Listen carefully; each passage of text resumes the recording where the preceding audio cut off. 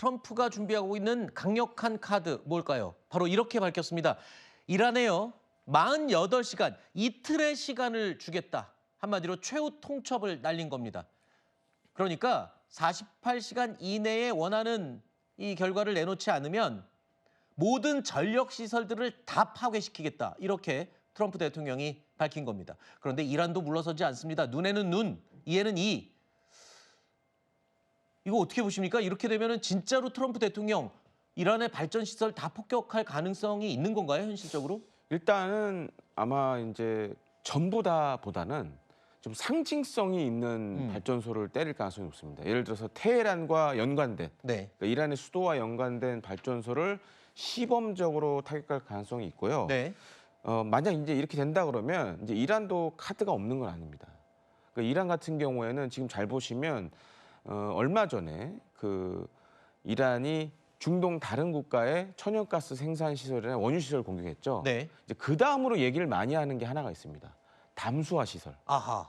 왜냐하면 이제 중동 국가들 잘 보시면 이 바닷물을 담수화해서 이거를 수돗물로 사용한다거나 이런 거 굉장히 네. 많습니다. 생활 식수로 사용하는 네. 부분이 그런 식의 또 공격이 이어질 수가 있겠죠. 민간인을 향한 공격이군요. 예, 그러니까 이제 중동 다른 미국의 동맹국들을 향한 그런 공격도 예상이 되고 또 한 네. 가지는 호르무즈 해협과 관련돼서 지금은 사실 이제 기뢰가 살포됐는지 안 됐는지 확인이 안 되고 있지만 네. 이란이 사실 그 카드가 아직 남아 있거든요. 그렇죠. 그걸 또 사용할 가능성도 있죠. 그렇군요.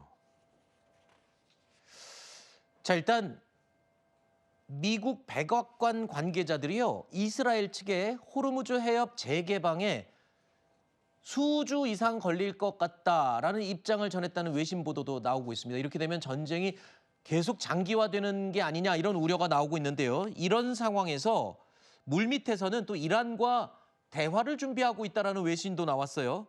미국이 이란을 향해서 6가지 요구 조건을 내세웠다.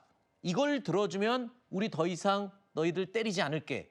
이렇게 준비하고 있다는 보도도 나왔어요. 이것도 가능성이 있는 건가요? 지금쯤이면? 예, 일단 그런 움직임이 군사적인 이 타격 작전, 군사적인 압박과 함께 한편으로는 물밑으로 대화의 문을 열어놓고 일단 이란이 호응할 수 있도록 이렇게 지금 시도를 하고 있는 것으로 보입니다. 네. 그러니까 지금 이런 거죠. 호르무즈 해협을 계속 이란이 이 버티고 봉쇄를 계속 한다면 지금 남은 작전은 지상군의 투입이거든요. 네. 지상군 투입을 위한 움직임이 지금 있습니다.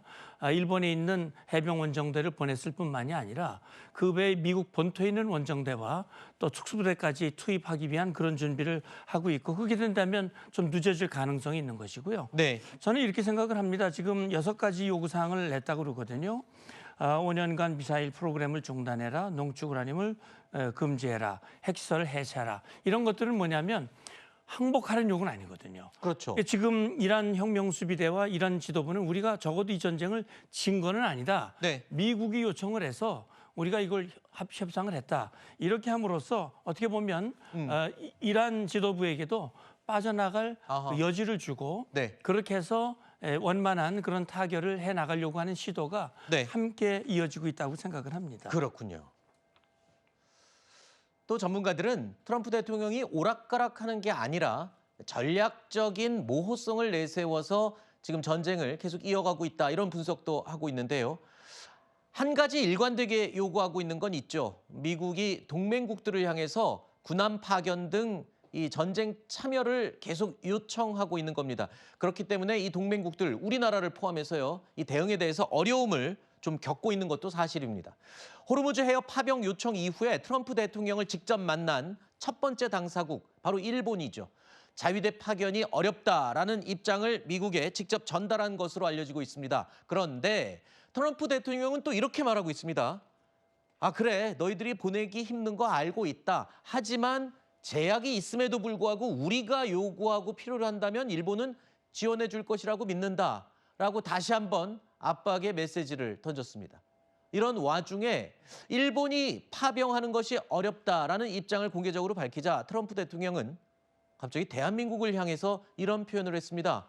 대한민국 사랑한다고 말입니다. 들어보시죠. We don't use the strait. We don't. The United States. We don't need it.